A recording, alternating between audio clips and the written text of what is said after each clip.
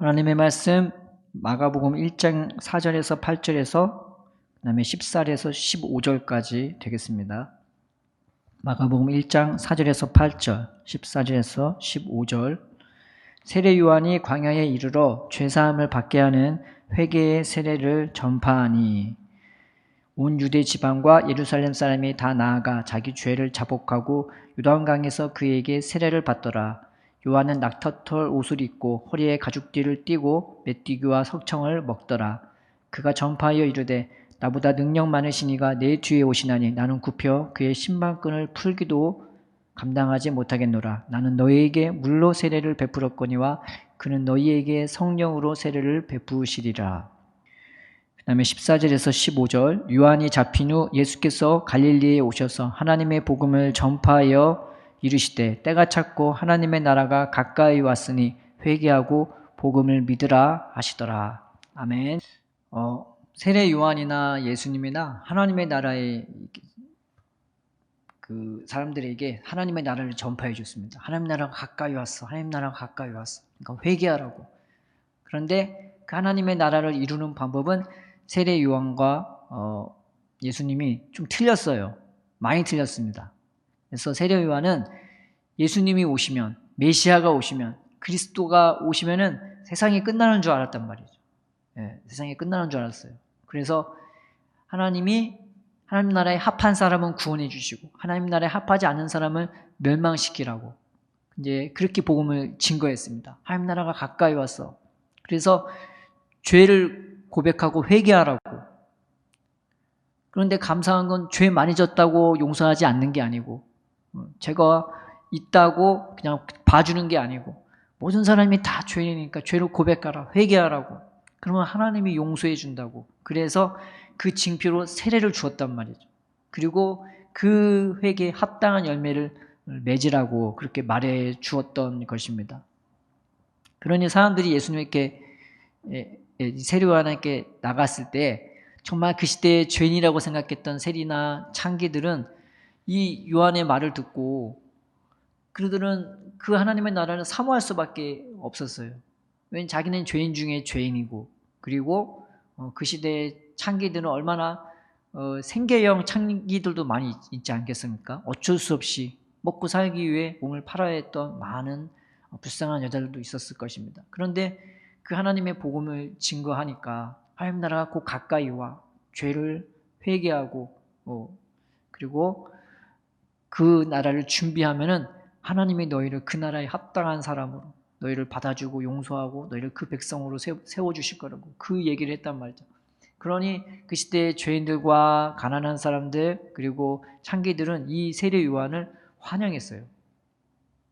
그랬는데 그 당시에 기득권자들은 이 세례 요한을 별로 좋아하지 않았죠. 왜냐면 지금 괜찮거든요. 잘 살고 있고 잘 먹고 있고 그리고 존중받고 있고 대우받고 있고 근데 뭐가 아쉽겠어요. 그래서 세례 요한에게 나왔던 사람들은 이 죄인들, 세리들, 창기들이 이 더더욱 이 세례 요한의 말을 듣고 감명을 받을 수밖에 없었습니다. 그런데 예수님이 증거하는 복음과는 좀 차이가 있었단 말이죠. 예수님이 오시면은 세상이 끝날 거로 생각했는데 막상 예수님이 오시면은 그 일이 일어나지가 않았단 말이죠. 세상이 끝나는 일이 일어나지가 않았었어요. 그래서 세례 요한이 증거하는 복음과 예수님이 증거하는 복음은 좀 그 내용이 달랐습니다. 똑같이 하나님의 나라를 증거했지만 좀 달랐어요. 그래서 세례 요한은 뭘 죄를 고백하라고 했냐면은 네가 지은 죄였단 말이죠. 네, 네가 잘못한 것, 네가 다른 사람들이 실수한 것, 죄 지은 것, 그걸 고백하라고 했어요. 그런데 그 죄를 고백하면 다 용서해 줬단 말이에요. 네. 그리고 두 번째가 뭐였냐? 죄를 고백하는 정도로 끝나는 게 아니라 이제 그 죄를 고백한 하나님의 용서했다는 증거로 세례를 주었어요. 요즘 성경은 침례로 번역하죠. 사람을 침수시킨다고. 그래서 원래는 세례를 강가 같은 데다 이렇게 하는데 강가에다가 흐르는 물 가운데서 사람을 푹 담가버려요.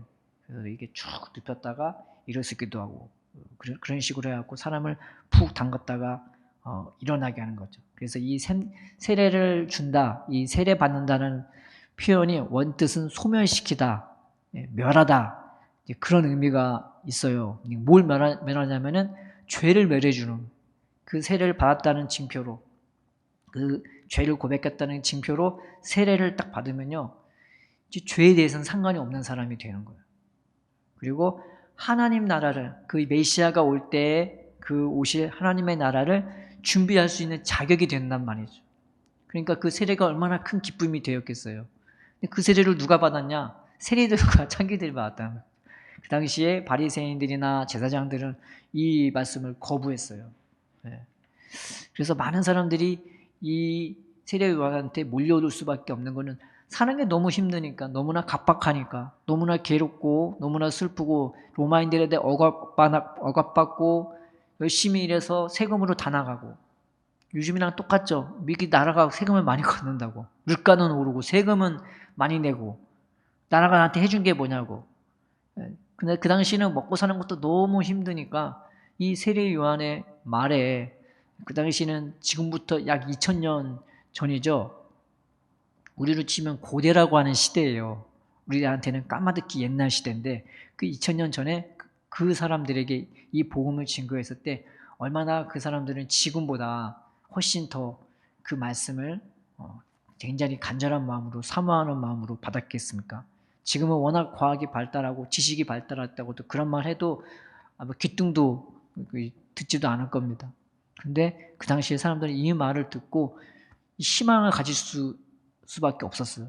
안 그래도 힘든 세상인데 하나님의 나라가 오면은 그 하나님이 우리를 이 모든 억압에서 다 구원해 주시고, 그래서 우리를 구원해 주시고 그 나라 백성으로 우리를 다시금 강력한 나라로 세워주신다는, 그래서 그 사랑의 나라, 그 은혜의 나라에 들어오게 온다는 세례 요한의 말씀은 이 듣는 자들의 마음속에 놀라운 그런 감화력을 주었고, 그래서 많은 사람들이 이 세례 요한한테 나와갖고 죄를 고백하고 세례를 받고 그 나라에 합당한 열매를 맺으려고 준비했단 말이죠.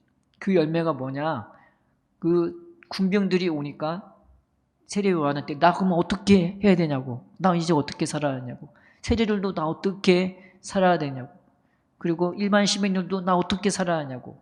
그러니까 세례 요한이 각자 그 사람들에게 말씀을 해줬어요. 세리들에게 너희가 정한 세회는 더 받지 말라고. 그리고 군병들에게는 사람들에게 물건 빼앗지 좀 마. 그냥 받는 말도 족한 줄로 알고 살아. 그리고 사람들에게는 옷이 2벌 있으면 1벌 나눠줘. 그 당시에 옷은 이 굉장한 재산이었거든요. 그 옷이 내 이불이 되기도 하고 밤에는 나를 추위로부터 지켜주는 옷이 되기도 하는, 그래서 굉장히 귀한 물건인데 그 2벌 있는 것도 하나 나눠주라고. 그런 식으로 열매 맺는, 그 열매로 예수님의 오심을, 메시아의 오심을, 구원자가 오시는 것을 준비하라고. 그렇게 준비하면은 하나님이 너희를 그 나라의 합당한 백성으로 받아주시고 너희를 구원해 주실 거라고 그런 소망을 주셨습니다. 그런데 막상 예수님이 오시니까 세례 요한이 생각했던 그 세례 요한이 증거했던 복음과는 좀 달랐어요. 예수님도 똑같이 회개하라, 그러면 천국이 가까이 왔다고 세례 요한과 똑같이 말씀을 했죠. 그런데 예수님은 그들의 죄를 이 세례 요한보다 훨씬 더 깊이 지적하였어요. 야, 너 마음속에 요만큼의 악이 있으면 너 구원받지 못한다. 너 바리새인과 서기관들의 의보다 낫지 못하면 너 구원받지 못한다. 우리는 보통 바리새인과 서기관을 욕하지만 이 바리새인들은요, 금식도 많이 하고요, 구제도 많이 하고, 그리고 헌금도 많이 해요. 그러니까 우리가 봤을 때 왜 바리새인이 구원 못 받지? 라는 생각을 오히려 가질 수밖에 없는 거죠. 근데 예수님은 그보다 더한 사랑과 희생으로 옆에 사람을 사랑하고 아껴주는 게, 그래야 네가 저 하늘나라에 들어간다고. 그리고 아브라함과 이삭과 야곱이 그렇게 살았다고 말을 해주는 거예요. 그래서 천국의 비밀에 대해서 막 얘기해 주는데 그 사람들의 심령을 이게 보시면서 그 심령에 지적해 주셨단 말이죠. 그래서 예수님은 그 세례 요한이 말한 하나님의 나라를 굉장히 멀리 옮겨 놓으셨어요. 너희가 그 나라에 합당하게 준비되고 예비되어 있지 않으면 그 나라에 절대 못 들어간다. 그런데 그 하나님의 나라는 저 멀리 있지만 사실은 네 마음이 있다고. 이제 그거를 가르쳐 주시는 거예요. 그래서 예수님이 나타나셔갖고 이 복음을 증거하면서 사람들에게 하시는 말이, 야, 하나님이 너의 아버지야. 하늘에 계신 너의 아버지야. 그래서 하나님에 대해서 아버지라고 말한 분이 예수님이 제일 많은 거예요. 성경에서 그 하나님을 아버지라고 얘기한 것은 예수님이 절대 다수로 많습니다. 하나님의 너희를 얼마나 사랑하시는지 아니? 하나님의 너희를 얼마나 아끼시는지 아니? 그 얘기를 이제 해주시는 거예요. 그래서 그들의 속에 있는 죄가 이 얼마나 그 하나님의 사랑과 상관없이 그들의 마음을 괴롭게 하고 슬프게 하고 억눌리는지 예수님은 가르쳐 주셨단 말이죠. 야, 네가 가난한 게 그게 슬픈 게 아니야. 그게 괴로운 게 아니야. 네가 못 배운 게 슬프고 괴로운 게 아니야. 네가 정말로 슬프고 괴로운 건 네가 하나님을 알지 못하는 거. 그 하나님이 네 아버지인 거 알지 못하는 거. 그 하나님이 너를 사랑하고 아끼는 것을 알지 못하는 것. 이것이 네 마음의 죄가 된다고 예수님은 말씀해 주셨던 것이죠. 그래서 예수님이 가는 곳마다 뭐가 드러나냐면 사람들의 죄가 드러나는 거예요. 세례 요한은 사람들이 뭘 잘못한 것만 지적했는데 예수님은 사람들의 심령 안에 있는 그 어두운 마음, 하나님을 알지 못하는 그 무지, 미련한, 고집, 완악함, 탐욕, 그런 것들을 다 보여주시고 또 그런 것을 두려워하는 그 마음조차 죄라는 것을 가르쳐 주셨어요. 그리고 그 하나님에 대해 관심 없는 것도 죄라는 것을 다 가르쳐 주신 것입니다. 그래서 예수님이 가는 곳마다 치유가 일어났어요. 왜냐하면 그 사람 한 명 한 명을 말씀만 딱 증거하고 냅두는 게 아니라 그 사람들을 다 품어주고 받아주고 하나님의 사랑으로 대해주니까. 그러니까 어떤 사람들이 더 많이 왔냐면 세례 요한도 감당하지 못했던 사람들이 오는 거예요. 병자들, 그 다음에 죽어있는 자도, 심지어 세상에 소망 없는 유명한 죄인까지 이 예수님 앞에 나왔어요. 예수님은 세례 요한은요 광야에 있었거든요. 예수님도 광야로 나갔지만 어디로 들어갔냐? 그 사람들이 살고 있는 삶의 터전으로 직접 들어갔어요. 그래서 세례 요한하고 완전 다른 거예요. 세례 요한은 광야에서 복음을 증거하고 요단강가에서 사람들이 몰려왔는데 예수님은 거기에 머물러서 사람들이 오기만을 기다렸던 것이 아니라 본인이 직접 삶의 현장으로 들어가서 그 사람들에게 말씀을 증거하고 치료하고 고쳐줬던 것입니다. 그래서 하나님의 나라가 그들 마음 가운데 임하게 해주셨던 것입니다. 그러니까 얼마나 이 은혜가 신기하고 귀한 겁니까? 예수님은 그래서 복음을 증거하면서 하나님의 나라는 멀리 있는 것이 아니라 사실 너의 마음에 있다고 그렇게 가르쳐 주신 것입니다. 예수님이 우리에게 베풀어 주시는 가장 큰 은혜와 능력은 뭐냐?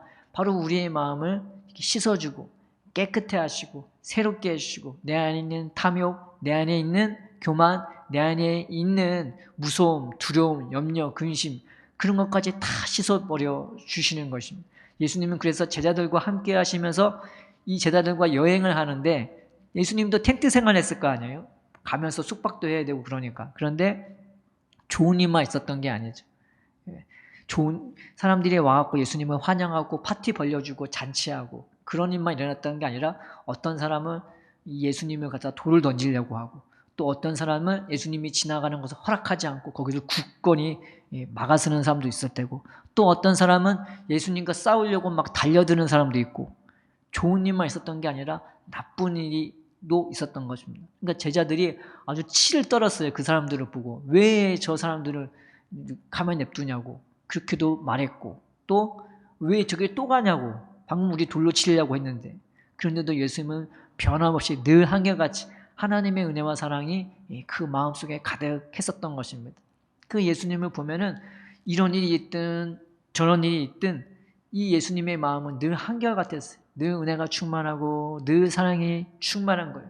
진짜 지옥은 내 삶이 아니라 내 환경이 아니라 내 심령이라는 것을 예수님은 분명히 알고 계셨던 것입니다. 그래서 그들의 삶의 터전으로 들어가서 지금 지옥같이 살고 있는 그 사람들에게 야 너희들은 하나님의 자녀라고 하나님이 너희를 얼마나 사랑하시는데 하나님이 너희를 얼마나 아끼주시는데 그리고 그 하나님이 얼마나 전능자인 것을 주님은 기적을 통해서 표적을 통해서 보여주신 거예요. 그래서 하나님의 자녀는 딴 걸로 사는 것이 아니라 믿음으로 사는 것입니다. 그 하나님이 나와 함께 해주고 동행해 주시는 것이 바로 우리의 생명이 되고 은혜가 되고 내 삶의 길이 되는 것을 예수님은 분명히 말씀해 주셨습니다.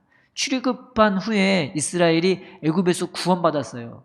애굽에서 만약에 이 사람들을 높여주고 영광을 줬으면요, 이 사람들은 절대 애굽에서 안 나왔을 사람들이에요. 그런데 그들이 원했던 거는 제발 이 무거운 짐에서 나를 빼내달라고. 사는 게 너무 힘들다고, 너무 괴롭고 죽을 것 같다고, 아이들이 죽어도 어떻게 한 번도 못하는, 어떻게 싸울 수도 없는 이 사람들이었어요. 근데 막상 하나님이 그들을 구원해 주시니까 이 이스라엘이 몸은 애굽에서 나왔지만 마음은 여전히 애굽에 있는 거죠. 그들이 원했던 것은 괴롭고 힘들고 사는 그 고통에서 놓여지기 원했던 거지, 마음은 여전히 애굽의 영광을 바라보고 나도 애굽 사람처럼 부자 되고 나도 애굽 사람처럼 높아지고 나도 애굽 사람처럼 많이 갖고 나도 애굽 사람처럼 여전히 먹고 마시는 거에 희락을 느끼기를 원하는 그들의 삶이었던 것입니다. 그런데 하나님은 이 이스라엘 백성에 그런 것들은 하나도 허락하지 않으셨어요. 근데 무엇을 먼저 해주셨나? 하나님이 그들과 함께 해주시는 것이었어요. 그들을 친히 돌보시고 그들을 친히 보호자가 되어주시고 친히 인도자가 되어주신 거죠. 어떤 신이 사람과 얘기를 하고 어떤 신이 사람과 함께 하겠어요. 그런데 하나님이 앞에 있는데도 이 이스라엘 백성은 또 우상이라는 것을 만들어갖고 우리를 애굽에서 인도해낸 신이라 하면서 그 하나님이 면전에 있는데도 그 앞에서 자기들끼리 춤추고 난리가 난 거예요. 하나님이 모세 앞에서 내가 이 백성 내가 다 처단하고 내가 너를 통해서 새 백성 만들게. 근데 모세가 그 앞에서 중재를 했죠. 하나님 용서해달라고. 이들이 잘 몰라서 그러지 않습니까? 용서해달라고. 그러니까 하나님이 알았어, 용서는 해줄게. 근데 니들끼리가 같이 안 갈 거다. 딱 이 얘기를 했단 말이죠. 그랬더니 모세가 그때 한 기도가 뭐냐면, 하나님 이 백성을 무엇으로 구별해 주신 겁니까? 딴 것으로 구별해 주신 것이 아니라 하나님이 이 백성과 함께 해 주심으로 천하 백성과 이 백성을 구별해 주신 게 아닙니까? 라고 말해 준 거다. 우리가 구별된 것은 딴 게 아니라 살아계신 하나님이 나와 함께하고 나를 붙들어주고 늘 내게 말씀해 주시고 늘 사랑으로 받아주시고 세상은 나를 어떻게 볼지 몰라도 하나님을 나를 자신의 최고의 영광으로 대해주시고 보여준, 그것이 우리의 생명이고 은혜가 되는 것인 거죠. 이게 성경에 얘기해 주고 있는 것입니다. 예수님이 지금 그 얘기를 이스라엘 그 시대의 유대인들에게 하는 것입니다. 너희는 하나님의 백성이야. 하나님의 자녀야. 하나님의 그 손길 안에 있고 하나님의 눈길 안에 너희가 있다고. 주님이 너를 얼마나 사랑하고 너희가 얼마나 아끼고 있는데 허망하고 헛된 것들에 속아 그런 것들에 매여서 억눌리고 사느냐고. 그러니 예수님이 가는 곳마다 죄가 드러나고 예수님이 가는 곳마다 귀신이 드러나는 거야. 세례 요한도 못했던 것, 우리의 생각과 마음을 억눌리는 여러 가지 마귀와 귀신의 세력이 우리의 마음에 이 세상에 얼마나 가득한지, 얼마나 많은지 모릅니다. 사람보다 더 많아요. 그런 귀신의 세력과 마귀의 세력이 드러났는데 예수님은 꽃다치 파내듯이 그냥 가는 곳마다 다 쫓아내시고 다 깨끗게 하시고 이 사람들의 마음을 깨끗하게 해주셔서 무엇으로 살지를 가르쳐 주셨습니다. 그래서 하나님의 나라가 우리의 심령 가운데 우리의 삶 가운데 나타나도록 해주셨어요. 우리는 우리의 연약함을 보면서 우리가 하나님 앞에, 예수님 앞에 나갔으면 좋겠습니다. 하나님이 우리를 사랑해 주시는 것은 딴 게 아니라 나와 함께 해주시고 나를 품어주시고 나를 안아주시고 나를 인도해 주셔서 저 하늘나라에 합당한 사람으로 나를 길러주시고 양육해 주시는 것입니다. 예수님은 그 일을 위해서 이 땅에 오신 것입니다. 이 땅에 와갖고 세상을 끝내버리는 것이 아니라 나를 새롭게 하기 위해 주셔서 나를 새롭게 태어나게 해주고 나를 새롭게 길러주게 하기 위해서 이 땅에 오신 것입니다. 그래서 여러분, 사울과 다윗의 나라가 어떻게 구별이 되냐면요, 사울의 이름의 뜻이 뭐냐면은 무엇을 요청하다, 무엇을 원하다라는 뜻이에요. 근데 사울의 나라는 점점 떨어져 갑니다. 다윗의 이름의 뜻은 사랑이라는 뜻입니다. 자꾸 주려고 하는 거예요. 자꾸 주고 나눠주고 누구를 위해서 싸워주고 희생해주는 게 이 다윗의 삶이었습니다. 왜 그러냐? 사울의 마음에는 하나님이 없어요. 그러니까 자꾸 뭘 갖길 원하고 뭘 채우기를 원하는데 이게 되나요? 안 되지. 하나님 외에 딴 게 들어오고 하나님이 함께 하시지 않으니까 그냥 자기 것 지키는데 전전긍긍하고 무엇을 더 얻으려고 무엇을 더 뺏으려고 살다 보니 나중에는 하나님도 모두 안 보여요. 사람을 두려워하지도 않고 사람을 오히려 죽이고 사람 죽는데 자기의 삶을 다 헌신하고 투신하는 너무나 불쌍한 존재가 돼버린 겁니다. 하나님 없는 인생이 돼버린 겁니다. 그런데 다윗은 달라요. 다윗은 어땠냐? 아무리 힘들고 괴로운 삶인데 우리는 그렇게 기도할 거예요. 하나님 제발 이 삶에서 이 현장에서 나 집 한 채만 달라고. 나 여기서 제발 좀 이렇게 살지 말게 해달라고. 아마 우리의 기도는 아마 그럴 거예요. 다윗은 그러지가 않았단 말이죠. 아무리 힘들고 괴로운 상태에서도 다윗의 시편을 보면 항상 하나님께 기도하게. 하나님이 나의 구원이 되달라고. 이 환경이 나의 구원이 아니라 하나님이 나의 구원이 되게 해달라고. 그러니 다윗의 입에서 나오는 고백이 뭐냐? 여호와는 나의 목자시니 내가 부족함이 없으리로다 라는 고백이 나오는 거예요. 지금 내가 쫓기는 상황일지라도, 지금 내가 환경이 이런 바위에서 삶을 살아야 할지라도 하나님의 나의 목자시니 부족함이 없대요.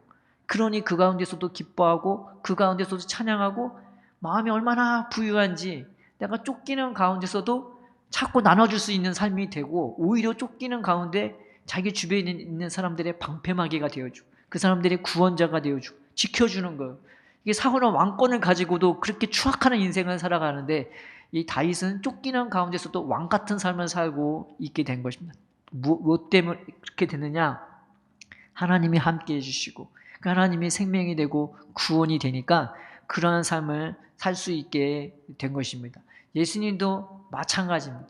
우리한테 그러한 삶을 선물해 주려고. 너희는 하나님의 자녀야. 이 세상에 속한 사람이 아니야. 마귀에게 속한 사람이 아니야. 하나님이 너희를 그 나라에 합당한 사람으로 너희를 부르신다고. 그래서 우리에게 믿음을 막 주시는 거예요.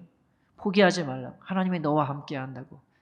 그런 허무한 것들에 속지 말고 나와 함께하고 나를 따라오라고. 내가 너를 지켜주고 내가 너를 보호하고 내가 너를 세워준다고. 그래서 예수님께 하나님은 모든 권세와 능력을 다 부어 주신 것입니다. 우리가 주님 앞에 나와서 하나님, 나에게도 그 죄사함으로 말미암는, 하나님 그저 내 육체만 세례받는 그게 아니라 내 마음이 새로워지고 깨끗해지고 변화받는 이 은혜를 부어달라고.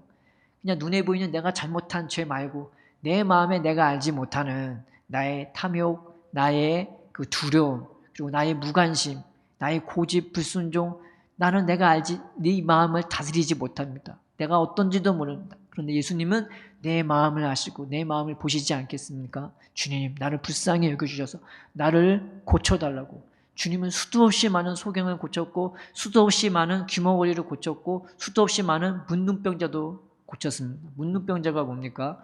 몸이 녹아지는 겁니다. 근데 감각이 없어요. 촛농을 떨어뜨려도 칼로 찔러도 아픔이 없어요. 그냥 감각이 없는 거예요. 그러니까 내가 뭐 때문에 괴로워하고 슬퍼할지도 모르는 거예요. 그러니 사람의 심령이 문둥병인 거죠. 진짜 고침받아야 할 거는 내 심령이 뭉그러지고 아무런 감각도 없고 썩어지고 있는데 우리는 그 하나님께 그 아픔과 고통이 없으니까 무엇을 구할지도 모르는 우리의 연약함인 것입니다. 우리가 하나님, 내 마음의 문둥병을 고쳐달라고, 내 마음이 소경인 걸 고쳐달라고, 내 마음이 귀머거린 걸 고쳐달라고, 내 마음이 죽은 자와 같은 것을 주님 살려달라고. 내가 감옥에 갇혀있는 내 마음 같으니 하나님 여기서 나를 풀어놓아 자유케 해주셔서 하나님이 나를 얼마나 사랑하시는지, 하나님은 얼마나 나를 함께 해주시면서 인도해 주시는지 알게 해달라고. 우리가 그렇게 예수님께 구하고 주님 앞에 부르짖었으면 좋겠습니다.